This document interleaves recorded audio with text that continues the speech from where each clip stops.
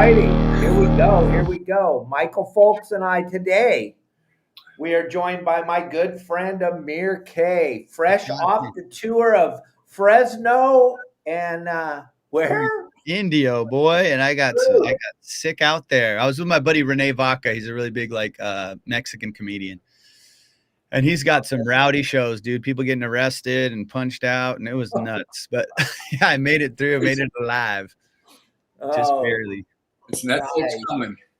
What's yeah, absolutely. How you guys doing, man? That intro, Dave, is that you on the guitar or what, dude? That's Ron. Ron cut that for me. Oh, did he? That's beautiful, bro. Sounds good. I liked it. Get you pumped up. Hanging out with all you professionals. I got to get a comedy thing for the end of the show. Dude, I think your goatee or your mustache and your mullet could do about 15 minutes ahead of me anytime you want, bro. Captain Gabe Hampton here. Oh my God. So gang, we got Amir K joining us today. He's been fishing.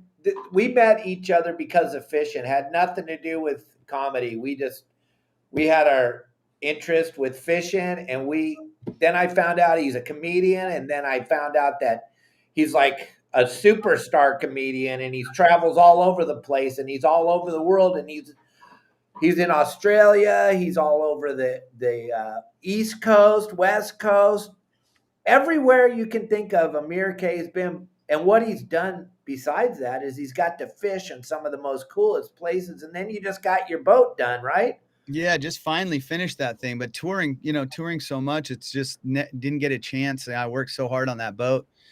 And, doing all the, how that you think it's a little project, then you start, and then one thing leads to another thing. You're like, well, let me just do this. Let me do this. And before you know it, the season's over. So I've just been dying to go out. Finally got it finished. Finally. Your buddy Roger helped you out with that deck and stuff, right? Yeah, totally. Like he was such a help, because I don't know what I'm doing. I was just kind of like, I'm like, oh, this will be easy. I opened it up. I opened a can of worms, and boy, was it take me way longer than I thought.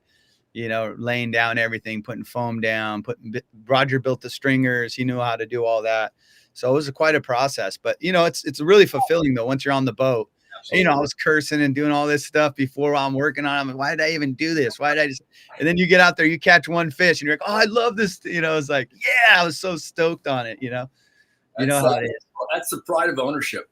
Exactly, Michael. Exactly. So it felt so good. And then you know your boat so much better once you do all that stuff yourself. Yep. All the wiring and all the harnesses and all that. Oh yeah. It's that boat. That's a nice tail. That's one of those yellowtail tunas you love. Dave, one of them yellowtail tunas, dude.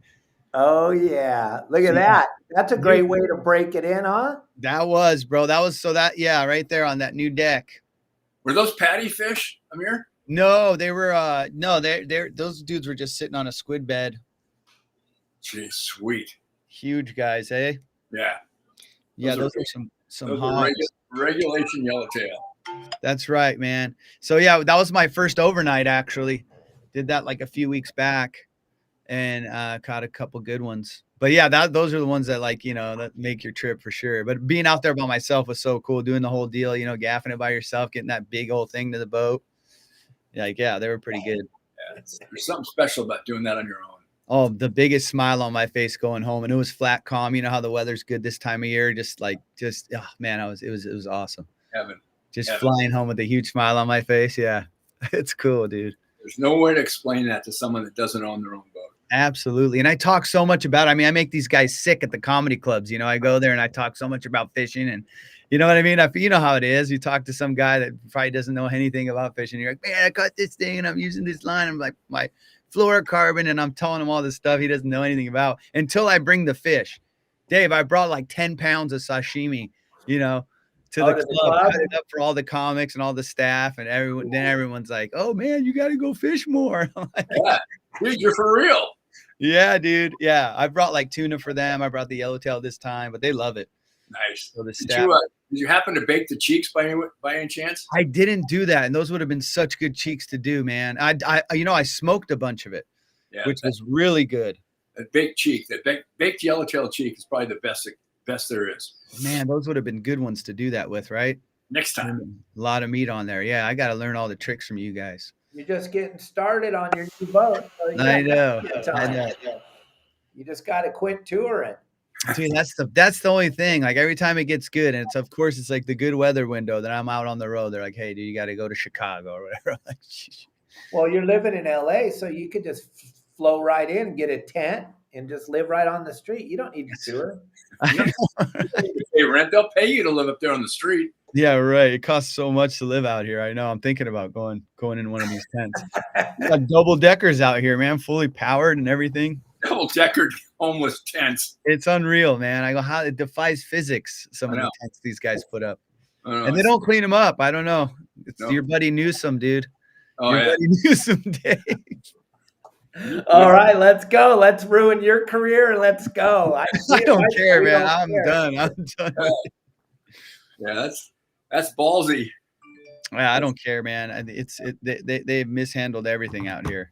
Beyond mishandled. They've done it intentionally for a reason. The reason. Oh yeah, from the fires to the home. I mean, it's just garbage, you know. It's all communist based. Yeah, if it wasn't for all the comedy clubs and stuff, I don't think I'd be out, you know, here in the great fishing. You know, that's the only reason I'm here.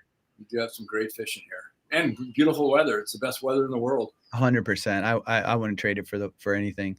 I don't know, maybe Cabo or something. Maybe.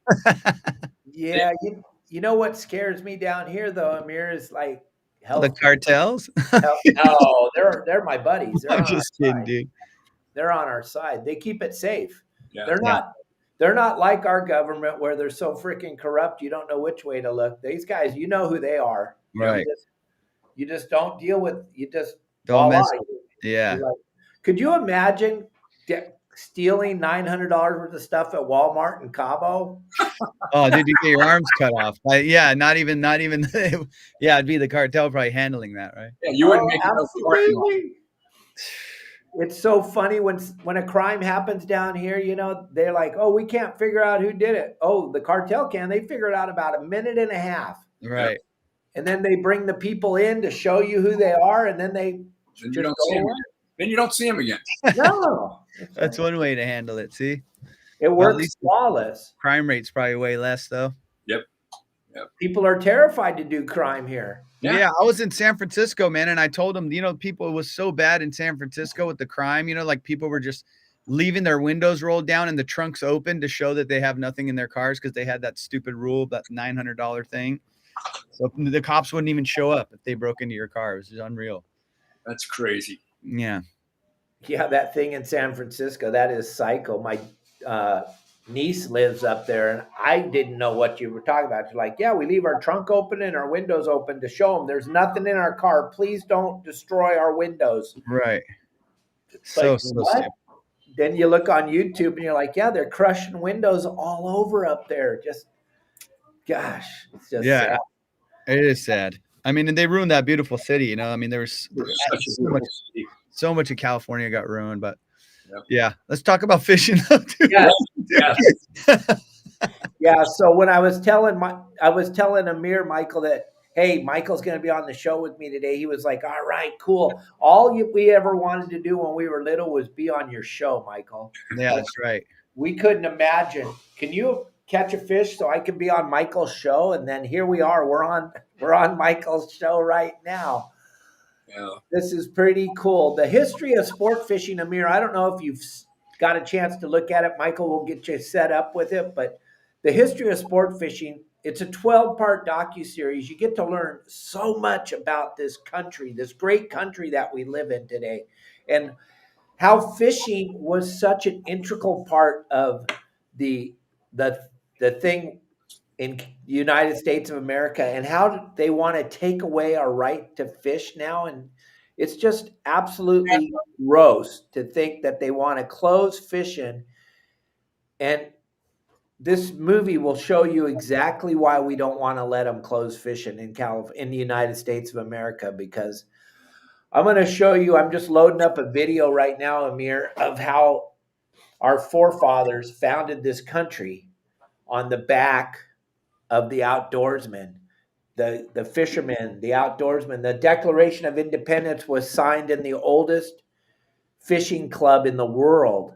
And those guys would have been hung for treason if they were caught. But you know what? It was super important for them to get our freedom and let people know that it's okay to fish. It's okay to hunt.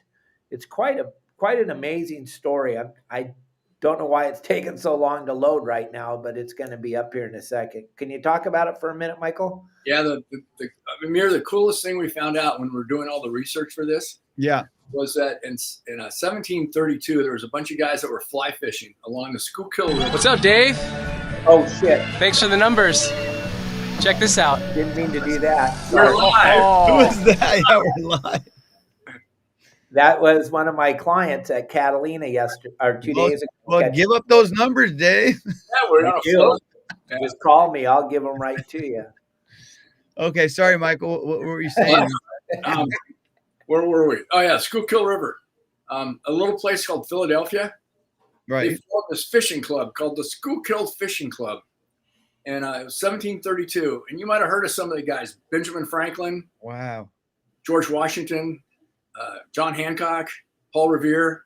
I mean, these are the guys that were fly fishing in the day. Wow. And they formed this club so they could meet and talk about declaring their independence from Great Britain. And that's where the Declaration of Independence and the Constitution was basically written in the Schuylkill Fishing Club. Wow. I had no idea. Under the guise of a fishing club.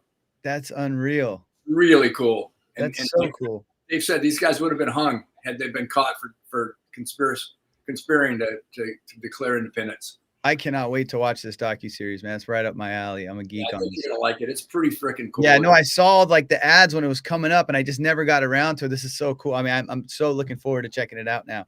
Well, here, you guys watch this little piece right here that Michael is just talking about. I'm sorry, but we're going to show it now. As the colonies were being established, fishing was used as a way to feed families. There was no leisure time among these new settlers to practice fishing as an art form or a sport. For them, fishing meant survival. Coarse bait fishing was often done by children and women, as the men did the hard labor of clearing the land and building cabins. It was not until after the colonies were becoming well established and greater numbers of high-born, aristocratic English political and military leaders arrived that these elite few first began fly fishing for sport on American waters. In 1732, a few of the earliest fly fishermen living in the British colony of Pennsylvania wanted to secure a place for themselves to fish away from the growing townships. Since much of the land outside of the cities was still inhabited by Native Americans, they went to Chief Tammany of the local Delaware tribe of the Lenape Indians and established a treaty with the tribe, allowing them to fish undisturbed along the scenic section of the Schuylkill River in what is now Philadelphia. A few years later, they built a clubhouse dubbed the Castle, thus establishing the first fishing club in the Americas. The club remains today the oldest continuously operating social club in the English-speaking world. The club's historians have kept one of the most complete sets of records of any social organization in history. Reading the roster of the club's members in the years leading up to the Revolutionary War, it is a virtual who's who of the leaders of the Patriots' cause. George Washington, who was an avid angler and was known to carry a coarse fishing kit with him into battle. Benjamin Franklin, William Penn, William Bradford, the Marquis de Lafayette, and Patrick Henry, who coined the battle cry, "Give me liberty or give me death." One can only imagine it was a lot more than just discussion about trout going on around the fire during the evenings in that lodge. Isn't that incredible, Amir? That's so cool, man. That is so cool. The sports in itself is our fabric, man, the very fabric of our soul. That's so cool, man. I heard, in the fishing club, what did he say? He said, "Give me live bait or give me jigs." I love it. I love it. That's so cool, man. I had no idea. And I was like a history major. I had no clue that was going on. How deep did you have to dig to find out all this stuff? Because that's not something you learn in school, you know? No. I worked with a lady back east. Her name's Tammy Ebaton. And her dad shot that picture of the 13 men on a beam overlooking Rockefeller Plaza in the 1930s. Yeah, that iconic scene, right? They're eating their lunch. That was her dad. Wow. That picture, and he was the head photographer for Miami Herald for 25 years. And he was an avid fisherman. He fished with Ted Williams and Joe Brooks and all these classic guys back in the day. And she called me in the beginning of this and said, hey, I see you're doing a documentary on fishing. My dad's got some pictures you might be able to use. I'd be glad to send them to you to take a look at. So we started talking out of the blue. And the next thing I know, she's become the head researcher, and she was just phenomenal. And, you know, I'm like a 40,000 foot elevated type thought. I don't care about the inertia. And she's going all the way down into the very bowels of history. And she came up with that fact. Wow. And that's so cool. Covered a bunch of data like that, which was just unheard of. You know, I was first marlin, first tuna, first swordfish ever caught on a rod and reel were taken off Catalina. Yeah. That's so insane. Yeah, you see all those pictures. Right. You know, when you go to Catalina or you go to, like, what is it? The Tuna Club. Yeah, the tuna club there. You see all those and those huge black sea bass and stuff from, what is it, the 20s or something? 30s, 1900s, 1980s, 1800s. Yeah, it's insane that they were able to do that type of angling back then. You know, you could barely do it now with the gear we have. I know. They're doing it with linen line and thumb drags. Hey, so cool. So cool. Yeah, I can't wait to get into this documentary, man. I hope you enjoy it. Yeah. I hope you like it.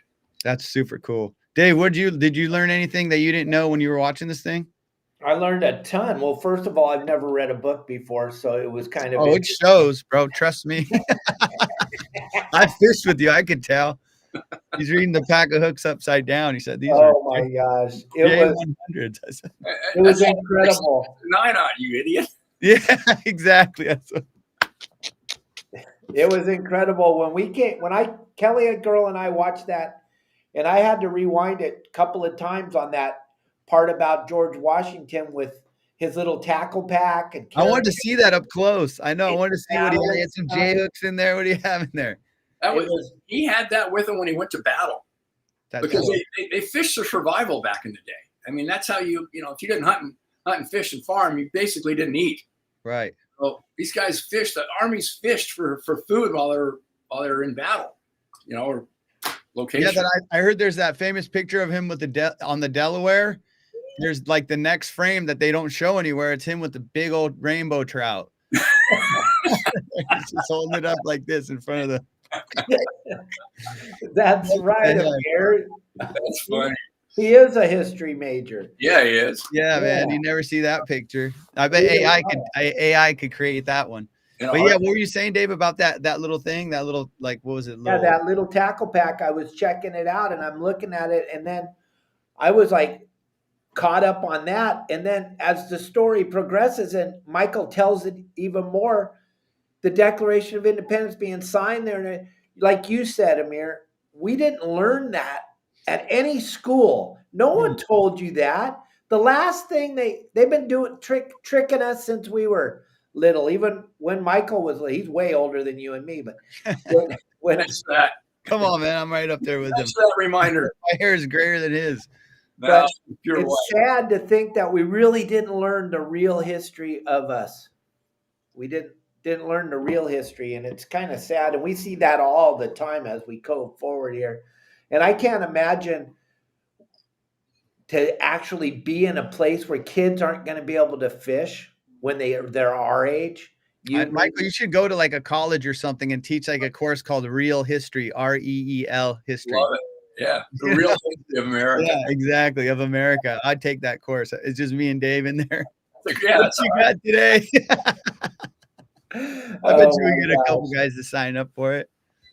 And then a lot of the other stuff, Amir, like bass fishing. I learned that they didn't even want to fish for bass. Bass were like garbage fish, largemouth bass, that they fish in that multi-billion-dollar industry now. They didn't even want that. They wanted trout. That's all they wanted. And as you listen The really cool thing is Michael's such a great storyteller that he just sucks you in and you're just hanging on every word. And you're like, me and you, when you watch it, you and your chick tonight, you guys are Yeah. going to be like, I had no idea. I had no idea. And then the first guy to make a fishing show, which was right up Michael's alley, it was like the Nope. Bass Masters Classic, that whole thing, how it Right. all evolved and everything. You're just like, you're just hanging on every word. It's so cool. And then you're like, oh God, I got to watch the next.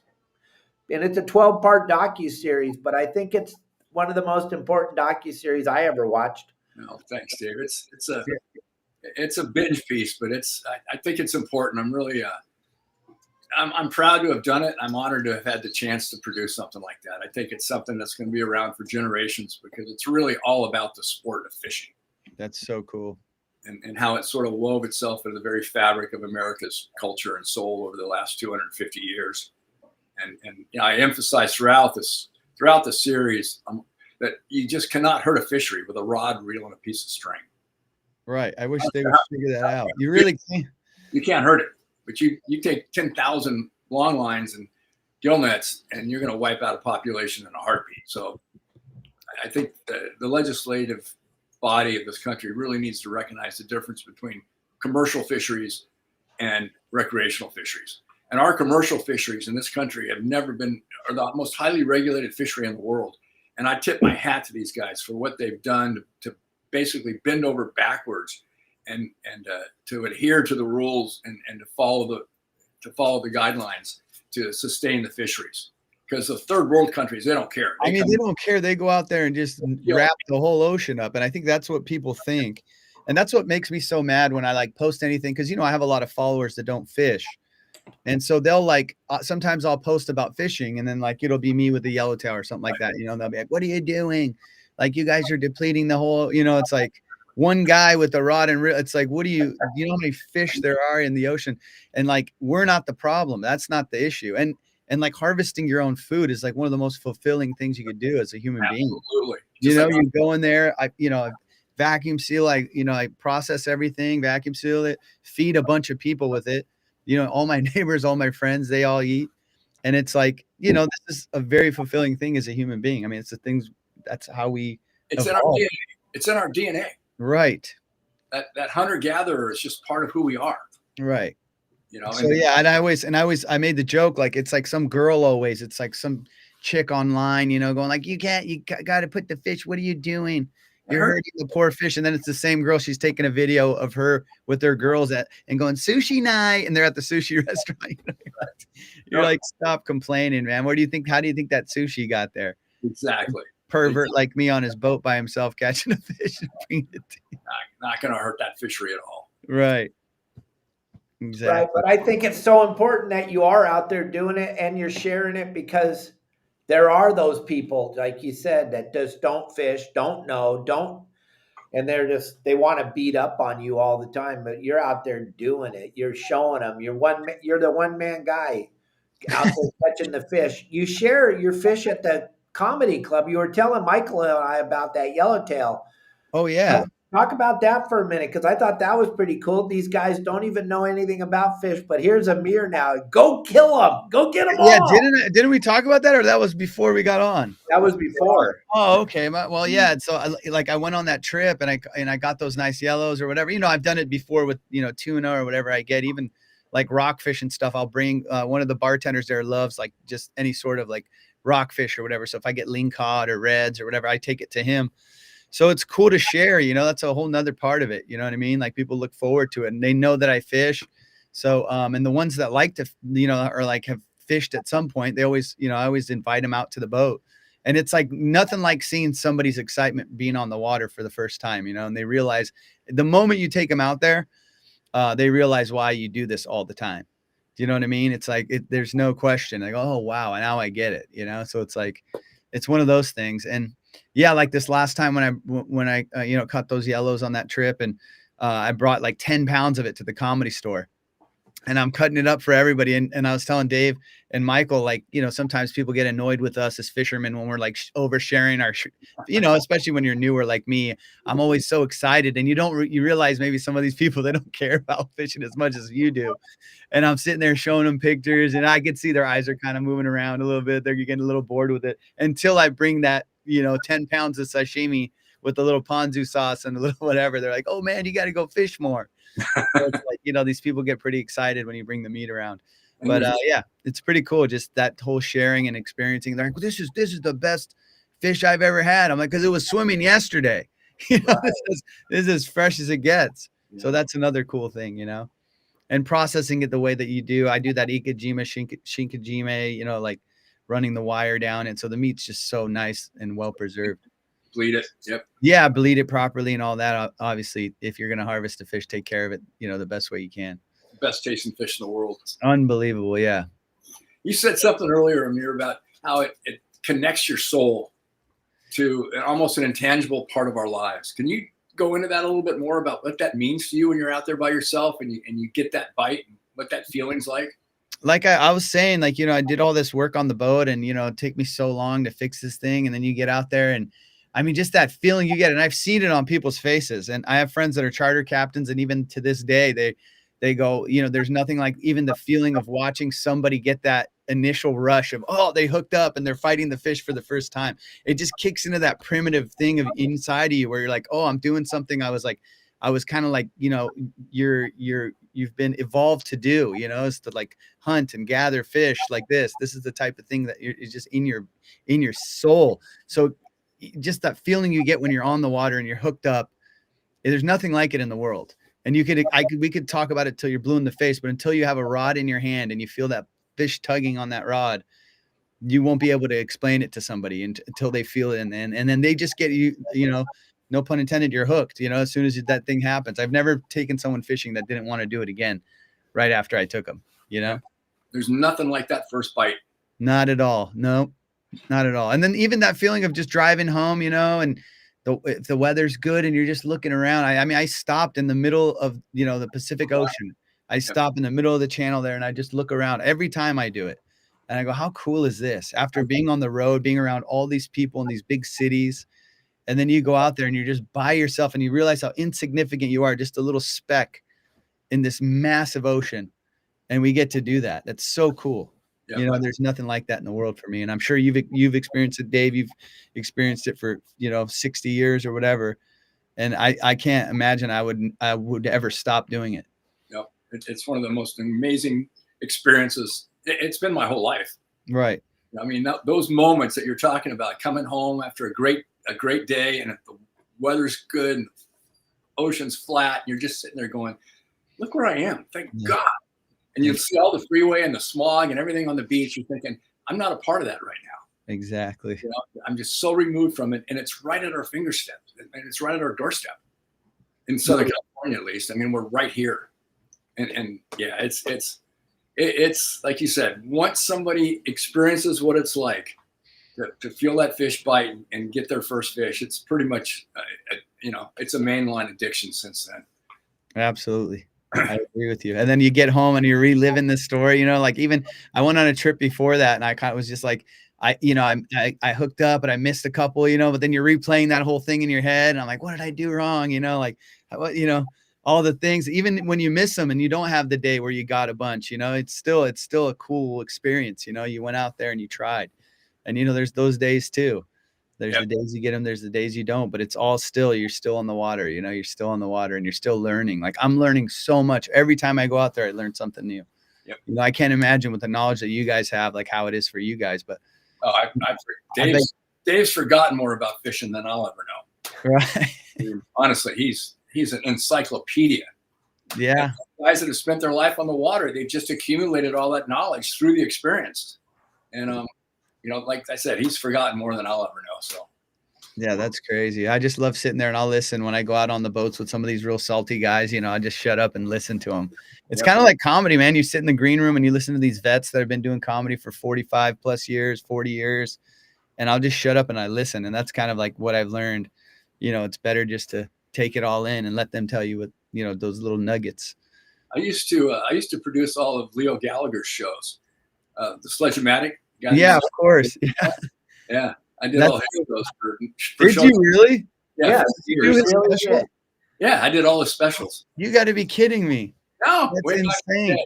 Wait, didn't he sell his act to his brother? Yeah, he was a basket case, but he was pretty damn funny. He wanted to do this thing where he had a station wagon painted like a watermelon, towing a boat with him on a pair of water skis down Malibu Beach on the sidewalk, and so we got the permits to do it all. And the first pass, I'm driving the truck, I'm driving the car, and I'm going slow, so he's maintaining. He's yelling at me, "Go faster! It's just, I want you to haul ass." I go, "Okay." And he goes head over heels, dislocates his shoulder. Yeah. That was the day before the show. So he shows up at the show with a big cast on his arm. Going, "Yeah, my producer knocked me off my skis." Wait, that was right before you taped the special? The day before we taped the special. Oh my gosh, what a hilarious story. I had no idea. That's so cool. I said, "Gallagher, you got speed wall on that." He goes, "No, I want to go faster. And then somebody was throwing water on him as we went by. Those shows were insane, man. I watched those when I was a kid. He was a crazy. Enamored. Like, Mitzi Shore gave him the idea to do that. He was at the comedy store. Yeah. Right. I mean, she owned the comedy store. It's Pauly Shore's mom, Mitzi. And she was like a legend, like godmother of comedy, basically for, us here. And, just a legendary, I'm at the comedy store like 4 nights a week, it's one of my home clubs, but it's just the stories I've heard about these guys. And I got to meet him. Actually, he would be in Vegas. I think he lived in Vegas. So he'd always be at the Laugh Factory in Vegas. So I got to meet him. And boy, when you say he was a basket case, I mean, he was a little, so I don't know if I was meeting the real Gallagher that or his brother, because he would always be there. And he was kind of always, he had some weird conversation with me about Jesus Christ for like 20 minutes after he asked me for a cigarette. And then I don't know what the heck, what he was saying. It just went like nowhere. And I was like, oh, I think he's a little schizophrenic now. So, He had some good material, though. He came up with some good. He was an original. Dramatic stuff was just phenomenal. Yeah, people go to the show and sit there with the thing in the front. Yeah. What a nut. Yeah. That's really cool. Did you do anybody else's comedy stuff or just pretty much his? Howie Mandel. I did some of Howie's stuff. And no way. A couple other guys. I can't remember who all we did. Pee Wee Herman. Wow. A lot of the guys were doing clubs that were just getting into the business. That's so cool. Did you do the what was it? The special where he like blows up the Howie Mandel does the glove over his head thing? I didn't do that one. Oh, okay. You know what I'm talking about when he put the glove over his head and blow it up or whatever. Yeah, he was just at the store. It's funny you talk about these guys and they've been at it for so long. He still comes to the comedy store and does shows. It's like that's your life, man. It's where you breathe. It's home base. It's like you said, it's your home club. One of your home clubs. Yeah, and that's why the parallels of fishing. It's like these guys start and then they never stop. They just keep going. Yep. So there's another guy. I gotta set you up with this guy. I'm trying to figure out all the guys, the comics that fish or like to fish. But they're all kind of like me. They're all newer and they don't know too much about it. So you got, everyone's a little embarrassed with their knowledge of it. But I want to set them up with you, Dave. Have them come on the show. Me and Michael would love to interview him. Yeah. They would be cool. It doesn't matter when you start it. It just matters that you keep doing it because, Amir, like you said, there's nothing more special than being out there on your own boat. Great shot. Being on your own boat, there's just it's incredible. I got sober in 1989. And before that, the whole thing's a blur. But after 89, I'll tell you, every day being on the water, I appreciated it more than you can even imagine. And those days of just stopping and going, can you believe we're actually here? Yeah. You off the West End there on that picture? What's that? Was that off the West End there? No, that was actually right off of SBI. Okay. But yeah, we were just fishing for some reds with my girlfriend there. Just deep dropping for some rockfish. But yeah, that was, I think, one of the first trips I took out with the boat. My buddies in another boat took a picture of me there. Sweet. But yeah, she loves him. I'm blessed too. Like you have Kelly girl. I got my girl Chloe, she loves fishing too. So it's like, what more can you ask for? I sent you the picture, Dave, of the first time I took her fishing. She caught like the woman's record halibut you know, it was unofficial because we didn't, you know, do all the whatever, but it was like a 50.3 pound halibut on 30 pound class. That thing was enormous. Oh, crap. Yeah. That's a huge fish. It was enormous. And then like if I did all the measurements and stuff, and we didn't have like, we had an official scale, but I didn't do all the right measurements, so we couldn't submit it. But yeah, it was a monster, dude. That was on her first time ever coming.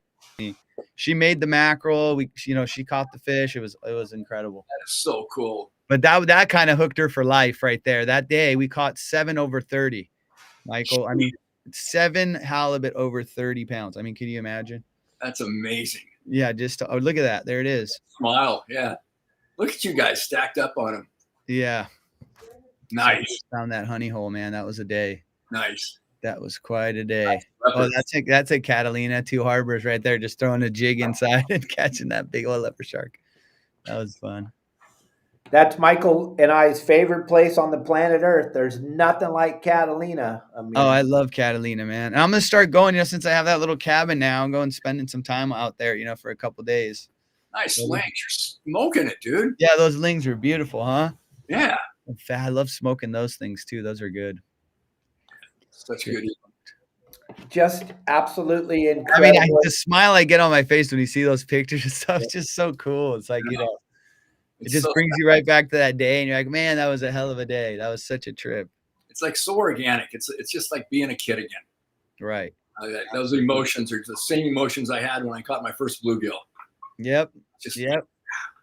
Just in the park, throwing something out there. Those little grub jigs. This is the one this will catch a Dave Hansen every time. Yeah. Well, look at that. That's a big lingcod jig here. Huge tail. Yeah, those things. That'll work. Yep. I keep that on my desk.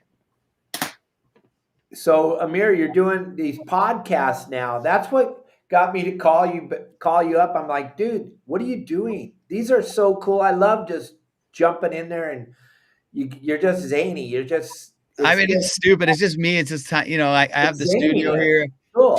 and I built the studio during the pandemic. Just to as an outlet for you not being able to go on stage because they wouldn't let us do shows. Yep. So we just started, just talking for an hour on the podcast, and it was fun. And then I stopped. I started getting so busy touring, and then my buddy who produces kind of Theo's podcast. He's a producer on Theo Vaughn's podcast. And I've known him for years, my buddy Andrew Baxter. He's like, hey man, why don't we get that podcast thing going again? So now he's helped me, and it's made it so much easier because it would take me so long. You know how it is, Dave. Sometimes if you don't have any help, it's so hard to get it edited and cut and whatever. So now Baxter's helping me, and I'm up and running again. And I talk about fishing on there a little bit. I think the last episode or the one that we just edited has a little bit of the fishing story. Actually, this one about the yellowtail or whatever. So that's kind of cool. If you fish, tune in. When's it on? I release it every Wednesday. It's just getting started again. So you know how it is building the following. So it's not many listeners at the moment, but it just, it takes time. I talked to Theo. He was like, dude, you got to do 100 episodes before anyone even pays attention. Yeah. What are you on number 10,000, David? Yeah, Jason does like 100 a week. 900 and something. And I can't get any traction. I only got 100,000 followers on Instagram, and 140 on Instagram. I only got 100,000 on YouTube. I just can't get any traction. Yeah, man, you're struggling. Yeah. Right. He's got 90,000 people a night watching him when he's doing live casts. I know, it's crazy. It's so cool. You know what's weird though, Amir? Michael Folks didn't know anything about the internet, and he was watching me, and he's like, calls me up, and he's all, well, dude, what are you doing? What are you doing? And I'm all, I got this kid. Yeah, Elliot.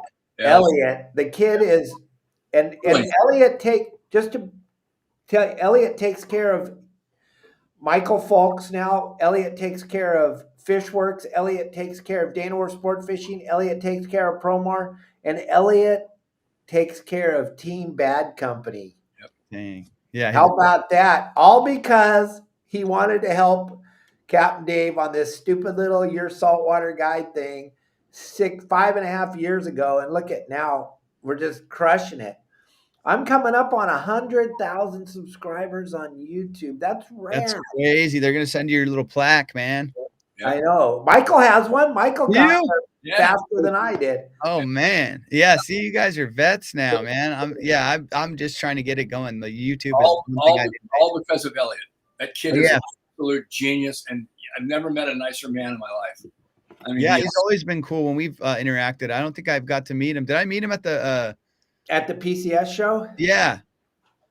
I did think meet you him there. did. Yeah. I think you met him there. Yeah. He's always been cool, man. He just got married, and he just got his. He's a legal citizen now. He's a citizen now. That's So ICE can't get rid of him. ICE can't get rid of him. He was so proud. He was so proud to get his citizenship. That's awesome. That's We're amazing. lucky to have him. He came over from Britain, from Great Britain. Did you write a letter for him? No. No. Thank God he didn't want to letter on it. Absolutely not. No. Don't have Hanson do it. You can't write from Mexico, dude. Be like, as an expat. And I'd have to get Kelly to write it because I don't know how to write. So. Oh my gosh. You guys. Oh yeah. Well, that's cool, man. When did he become a citizen? About 6 months ago, I think, Dave, wasn't it? Yeah, maybe less. Not long ago. 3 or 4 months ago. He was so excited. I wanted to post it and let everybody know. And he goes, no, we'll just keep it quiet. Nice. But he was so proud. Well, they know now. Congrats, Elliot. Yeah, congratulations. So Elliot. Amir, where'd you get the salmon? The salmon. Oh, that's hilarious. So we went to Oregon, and that's with Chloe's grandpa. He goes out there. Shoot, where were we at? God, I can't remember the name of the place we were at, but everybody trolls like at the mouth of where, the kind of the jetty goes out into the ocean or whatever. Where's that place called? God, I can't remember. River? Was it the Klamath or No. up further? Yeah, I believe it was up further. It's called the Gold something. Gold Coast. Well, they call that whole section up there the Gold Coast, I think. Yeah, I guess, but it was somewhere out there. Maybe it was what you just said. I couldn't remember. We only went out there. It was a very short trip, but we got one. It was cool, everyone's out there trolling for him. So there's like 100 boats trolling around. It was pretty cool. Yeah. Totally different style of fishing than what I'm used to. But they had all their little rigs and stuff that they do, little anchovies you make spin or whatever behind you. But everyone's doing the same thing. Cut plug. They're all talking to each other. Yeah, it was very cool. A lot about the tides. A lot about the tides on that bite. Exactly. Yeah. So there was a lot to it, but I was only there for like, 2 days or something. So I couldn't absorb everything, but it was like, once you get the principles of fishing, it kind of applies to, most fisheries, right? We used to drive them nuts when we go up to Alaska and not want to fish with the cut plug herring. And yeah. we want to live bait fish. And if we don't have live bait, we want to fly line these things. And they're going, are you out of your mind? And we'd look for some boiling fish and start fly lining them, and we'd get bit. And they were like, this isn't how it's supposed to work. It works down south. So I love having the rod in my hand when I get bit. Same. I do too. That's half the fun, right? You're like, it's like that's the action of it. Who wants to sit there? Like the trolling wasn't my thing, neither. They're trolling around. It's like that all day. And then you hook up and then you just grab the rod and it's not the same. Anticlimactic. Right. Mexico kind of is similar to that, right? You guys troll a lot over there. A lot of trolling for pelagics, for the marlin, wahoo, Dorado. It's pretty standard. A lot of it's looking for fish, but at the same time, if you can, take the hooks off and do drop back, you find them and then drop back a bait or something instead of using a jig. Right. On the troll. I love having the rod in my hand when I get bit. That's the ultimate experience, is that presentation and then enticing the fish to come up and eat it. After that, it's like, here, you can go ahead and reel this in. Yeah. Getting bit's the fun part. Yep. Yeah. Dave talks about that at the beginning of the show. He says it's all about the bite. All about the bite. There's nothing better than the bite. You can wind in the fish all day long. I just want to get bit. Nothing better want to get bit. Even you go on these sport boats, you see that's half the fun. The cook will come out, hook a couple fish and hand them, right? Yep. He just wants to get that rush, that little hit, that little bite, You hand it to a guy that's all right, got him. Here you go. You reel it in. Get another one. Fish. And you're going, yeah. So, gang, real quick, Promar is a huge part of the show. I got to take care of Promar. They take care of us. We're going to show you guys right now 20% off all the Promar products. We're going to show you this cool little video. We got a few minutes left with Amir. We'll come back and we'll plug everything he's doing and get a bunch of you to subscribe to his podcast. But right now, check this video out. All right, thanks for tuning in. Today we're going to talk about the ambush line of hoop nets. We're going to start at the bottom and work our way to the top, or start at the top and work our way to the bottom, depending on where you're at your level of hoop netting. First of all, we're going to talk about the new Ambush XL Heavy. Now this thing is an animal. This thing, most of us for years have had to put weights in the bottom of our nets to get them down to the bottom when we're fishing over 100 feet of water. Well, the guys at Promar have come up with the most phenomenal design. This thing right here, this thing by itself weighs 14 pounds. This is a big piece of metal right here. This thing's gonna sink like a boulder right to the bottom. You're not gonna have to put any weights on them. You're not gonna have to worry about that anymore. This thing's ready to go. If you guys are fishing in the deep water, the new XL Heavy is gonna be your go-to ambush net. Next, the Ambush XL. This is a phenomenal net. Giant opening at the top, much bigger than the original Ambush. This is going to be for those of you with enough deck space that can handle these XL, because like I've always said, I've never had enough of anything, and I've never had enough of an ambush net. The bigger the better, always. Bigger is better. The more lobsters you can fit in here, the better it's going to be for you. Get the night over with quicker. So the Ambush XL is much bigger around than the original ambush net. The problem with this, if you have a small boat though, is it's gonna take up a big piece of property on your boat. So we're gonna go to the original ambush and show you a little bit smaller in diameter, much easier to store. These all stack right up on top of each other for easy storage. When you have 10 of these, because you're not gonna want a hoop net without 10, because you're never going to go by yourself. You're always going to take a friend. That way he can have 5 and you can have 5. And these things will stack up and take up one tiny little area on your boat. If you look, those of you with the small 20-foot to 30-foot boats, you're going to want these smaller type ambush nets, the original ambush, because they take up less space on the deck of your boat, much easier to store. You can see the difference in size of the two nets. And then we got the heavy duty, this XL Heavy, for fishing deep water on the bottom. I just went through the whole line of ambush nets. If you want to get more technical and get more precise on how to hoop net in Southern California, check out my website at YourSaltwaterGuide.com. All right, gang. And you can check out YourSaltwaterGuide.com. Don't need to say it again. If you're tired of sucking at fishing, YourSaltwaterGuide.com. If you like to suck at fishing, do not get on YourSaltwaterGuide.com, because you'll never suck again unless you want to. And so what I got to say is I'm reading some comments while we were going through this over here on the right side. And oh my gosh, you guys, Seawolf and Rick, we're not giving them nothing. I fight hard for everything. We're not giving them any of our lobsters, and we're not giving them any size of our lobster. We're not giving them 1/8 of an inch. We're not giving them nothing. All right? Don't even think for a second we need to give them 1/8 of an inch or give them one or two of our lobsters. I know you're just kidding, but there's people actually reading this stuff. Don't give anything. Comment, Dave? Huh? What was the comment? Do you think we should give them 2 lobsters and go to 5? And then Rick's I think we should make it a 1/8 of an inch bigger. And I don't know. You sound like my ex-girlfriend. And I love all these guys, but we don't want to give away nothing, man. These scumbag piece of garbage people, they want to take all this stuff with no science and no research. We're divers, Rick. We know how many lobsters are down there.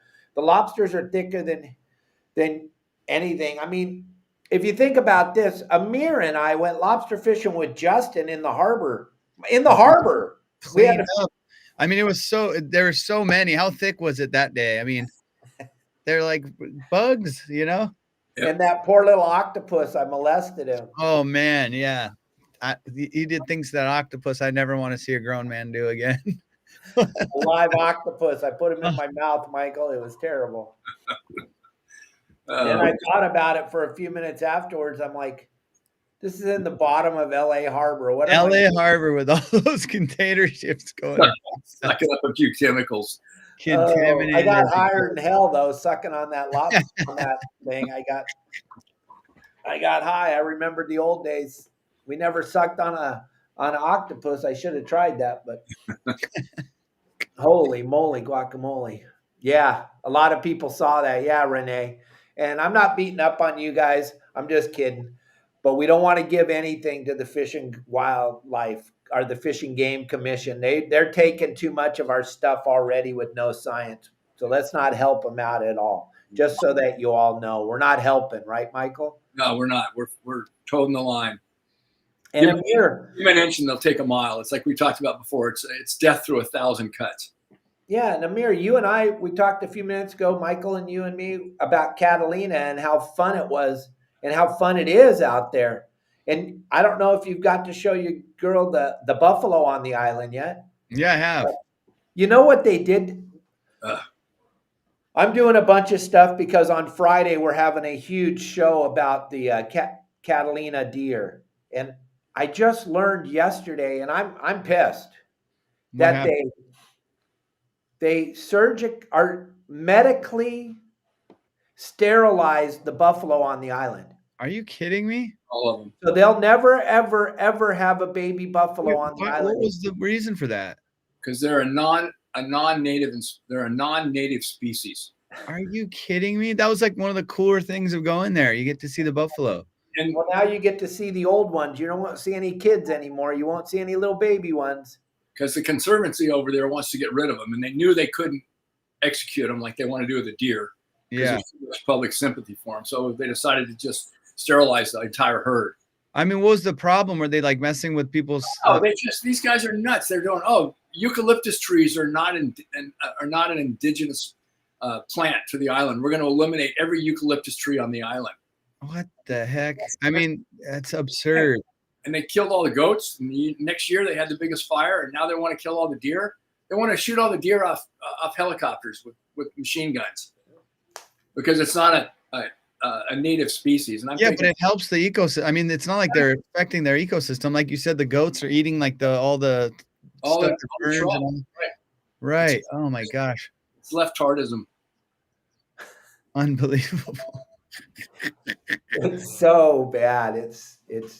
It's just unbelievable. Every time we turn around, we just see this. I mean, we're giving billions of dollars away to the Somalians, but we can't save the buffalo on Catalina. Yep. I don't know. Hopefully we can. We got it stayed last year. There was enough of a pushback to stay the execution. But yeah. I can't believe they did that. And did people have to sign for that, or they just decided to do it, the sterilization? It was Newsom and the guys that were running Catalina Island, our buddies, and he wanted to protect his winery, and the deer were coming up eating some of the grapes. Are you kidding me? That's totally what it was, huh? Totally. Yeah. Man, the corruption and weird. It's beyond. Here, we'll give you $10 million to eradicate the deer. No problem. Wow. Justin, I just learned something. Justin's watching right now. He's busy today, or he would have joined us. But I just learned something from Michael. And I'm sorry, Amir, we're just kind of hijacking the show here right now. Go ahead, man. What's going on at Catalina, Justin? The guy that bought Catalina, well, he didn't buy it. He married into the island, and now he claims the island's his. Yep. This guy is an ambulance chasing lawyer that married in. Now he's a billionaire, and he built this has never been done before, Amir. He built a winery on Catalina. Oh God. That's why he has to get the buffalo to quit breeding on the island, and he got to get rid of the deer because they're eating all the grapes. What a jerk. I know. It's unbelievable. And that's the only reason, that's the only reason they're doing that. That's the bottom line. Is they fenced the vineyards, but the deer were still getting in. So he said, "Screw this. Let's get rid of them." So they're going to eradicate them. They're just going to shoot them all, and you can't even go in there and hunt them. They won't allow hunters. And with certain permits, Dave. They do issue certain permits. You're going to find out on Friday when we have them on the show. They don't even do that. You'll hear them. What's the population there of like the deer and the buffalo right now? I don't know what the numbers are. But there won't be any more buffalo because we heard about it too late. We didn't get pissed enough, Amir. I can't believe that. This is the first time I'm even hearing about it, and that's so. I heard about it yesterday. It's so. Yeah, that's ridiculous. It makes me so angry because I'll tell you, there's nothing more special than when you wake up in the morning in a cove at Catalina somewhere, Yeah. And there's a buffalo sleeping on the beach. Yep. No way. I've never seen that. That's Oh, pretty. yeah. It's so cool. You're like, honey, get up. They're down here on the beach. He's right here sleeping on the beach, baby. Well, I'm just trying to figure out what animals I can take with me next time I go to Catalina to get those, some frogs or something I could take over there. Raccoons. Take a raccoon. That'll drive them. Yeah, a little couple of raccoons and see what they do to that guy's wine field or grape field. Hey, what's your schedule looking like coming up for your tour? Mine actually, so this is the kind of like the slower time of year, but I got Chicago coming up this weekend. So I'll be in Chicago. If you have any friends or anybody that's listening here that's in Chicago, send them my way. I'll be at the Comedy Bar doing like 4 shows, the 13th and 14th. That's Friday and Saturday. And then I have, speaking of Buffalo, I got Wyoming coming up. Nice. Which is a really cool little theater. And it's the Rialto Theater in Casper, Wyoming, which is a beautiful little theater there. And I'm doing a few shows there. And then I have Los Angeles. And if you guys want to go, I don't know if you're up for it, but if you ever wanted to go, Dave knows he can come anytime he wants. But I have my next hour is in LA. It's at the Hollywood Improv on December 18th. I'll be doing an hour. And then I kind of take this time of year just to kind of be with family and hang out. So, yeah. And then the 2026 calendar will be up soon. Good. Probably like in January, we'll post that calendar. So how did you get into it? How did you get into doing stand-up? How did I get into? Well, I won a contest. I'm kidding, Michael. This is funny. I was just always like class clown, joking around a lot. And I found out like very early on that humor was my way to like get, I was like a little immigrant kid. So like humor was the way I got to make friends and stuff. So I found people would like me if I can make them laugh. And so I just started doing that. And then, I always knew I wanted to do some sort of entertainment or performance, but like we didn't have that. And I'm Iranian, so we don't have like, we were immigrants. We came here. My dad's like, go be a lawyer, go be a doctor, surefire way of being financially secure. That's why your parents will tell you that. And I just knew school. I didn't like, I liked school because of socializing and being around the people and making them laugh and stuff like that. But I just knew it wasn't for me. So, I went and faked it for a while and, went to college, went to UCLA. So my dad would be, feel proud or something. And then after that, I was like, he moved back to Iran and I said, you know what, screw it. I'm going to follow my dream. And I just started and I kind of never looked back. Yeah. Like 2009, I started comedy. I was a little older for I started at 27. That's old. It's old for, all these other guys started like 18, 19, 20. They have parents that are just like, oh, that's cool. Go do that. But it took me some time to get them, into it. And then after a while, I just said, it's my, you only get one shot at this life. Why live it for someone else? My calling. I bet your dad's proud of what you've done now. Oh yeah. Now, as soon as, I started making money, he was like, oh, that's great, man. Happy.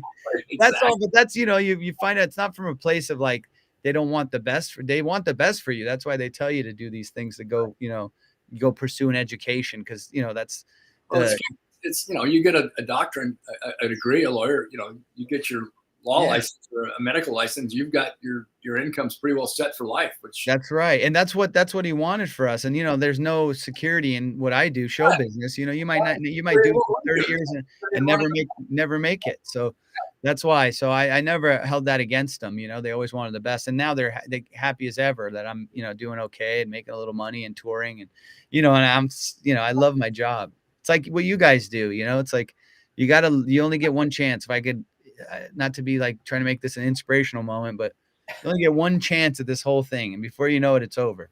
Yep. So just do whatever it is that makes you happy and whatever, you're put here for. And follow your passion. That's exactly right. And I never worked a day in my life. Like they say, do what you love and you'll never work a day in your life. I work 60, 80-hour weeks. And it's like, I'm not working. I'm just absolutely do what I love to do. And I'm just grateful for it. And it shows in your work, I'm sure, like when I watch this docuseries, I'm sure you put everything in it. So heart and soul. Can't wait to see it. That's the scary part, though, is like as a comedian or an artist or any type of an entrepreneurial type business, you put your heart and soul in something and put it out there. It's like, oh my God, I hope people like it. It's like, well, that's the scary part. That's the scary part. How they're going to receive it. What if they don't like it? And that for years, that's a thing that keeps people from doing things. Yeah, absolutely. What if I'm not good at it? I started at 27, but I tried it when I was 18 or 19 or whatever. And I did a couple open mics and I was like, oh, I could do this. But then it always was in the back of my head, like, what if I really go for it and I don't make it? Or, so like that held me back for a long time. And you keep making excuses. Yep. And that's the thing. Like when you're going after your passion, it's like, no, like people always ask me about comedy. How do I get into it? Like no one's going to twist your arm to go do stand-up. Nope. You just got to want to do it. And if you're meant to do it, it will find you. You're going to do it. So it's just got to come from inside. It can't be some other person trying to tell you to go do these things that you love. And you got to put in the work. Exactly. There's no shortcut. Nope. And now it's like comedy's become so popular, podcasting and these Instagram videos, and everyone sees, Joe Rogan's got the biggest podcast and he's a comedian. Yep. Everyone wants to be a comedian, but they don't want to put in the 10 years that it takes to even get good at it, Yeah. Doing the clubs and doing I've done 10 billion open mics, like in my career, and getting paid in nachos for the first 5 years. You get paid in chicken wings, you're not making any money. You're living on like a bum on your friend's couch, and 5 comics living together in a place. It's not the most glamorous thing, and just it takes years. And then one day you get a special or something and people go, oh, this guy came out of nowhere. That's not how it goes. That's funny shit. I can't wait to see his shows. Right. Exactly. So it takes a long time. And they always say it's, it's a marathon, not a sprint. And isn't a lot of your comedy based on your personal experiences? Yeah, a lot of it. I mean, so that's why I think what helped me a lot was I had 27 years of experience to pull from. A lot of these guys will just go talk about, high school. Yeah, whatever, masturbators, below the belt humor or something, because they're 18 when they start. And they don't really have too much of a frame of reference or whatever. Below the belt when you're 18. Yeah, everything's toilet humor and below the belt. So like, I think that's one thing I had going for me. I kind of moved a little faster because I was older and I had some life experience to pull from. So it was all the places I worked at or all the characters I met throughout my life. I throw them in my act. Yep. So I think, that's what it is. Okay. But it was cool being an immigrant, stuff, talking about that. And like, kind of growing up with a lot of different ethnicities in my neighborhood. And, it's kind of fun to watch that multicultural, upbringing or whatever, to be able to put that into the act was kind of cool. Congratulations. I know how hard it is to do what it is that you do and to have become so successful and as successful as you have at doing what it is that you're doing. It's my hat's off to you, sir. Well, I appreciate it, man. It's an honor to sit here with you two as well. Watching you guys for a long time and then being able to sit here with you guys is pretty cool to me. Oh, thanks. So, I always told Captain Dave he's my Joe Rogan. Hey, I hate to cut this short, but I got a 1 o'clock distribution company that I got to jump on. No worries. Sorry to bother you. No bother at all. It's been a pleasure. No, you're the man. Well, guys, we hit that hour mark for sure. Yeah. Thank you so much for being on the show, and thank you for all your good work, and just keep making people smile. I will, and I'm gonna enjoy this docuseries, man. I can't wait to watch it. All righty, sir.